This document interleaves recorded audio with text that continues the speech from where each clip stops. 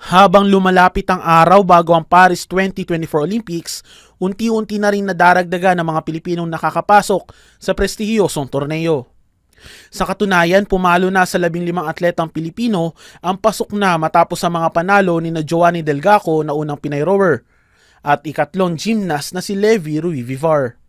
Matatandang nauna nang pumasok sina EJ Obiena, Carlos Yulo, Alea Finnegan, Yumir Marshall, Nesty Petesio, Ira Villegas, Jan Siniza, Elrin Ando, Vanessa Sarno at Rosie G. Ramos na nakapasok dahil sa direct qualification.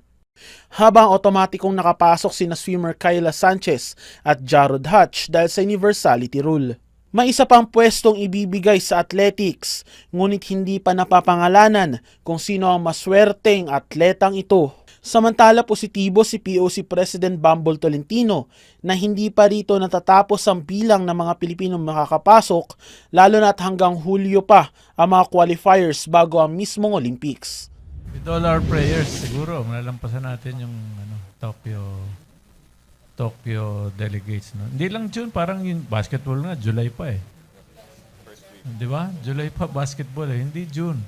Hindi end of June. May July pa. May pahabol pa. Kabilang sa mga may tsansa pang makapasok sa Olympics ay sina boxer Carlo Paala Matrojen Ladon, female cyclist Shagne Yaw at ang Gilas Pilipinas men's basketball team na maglalaro sa Hulyo. Samantala, maliban sa mga mandatong iginagawad ng pamahalaan sa mga makakasungkit ng medalya, lalo na ang makakaginto, posibleng mabigyan pa sila ng house and lot, gaya ng ibinigay sa mga 2020 Tokyo medalist ni Tolentino.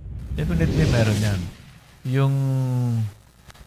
Yung house and lot, pinag-uusapan namin ni Secgen kung saan kami maghanap ng house and lot sa gold medalist.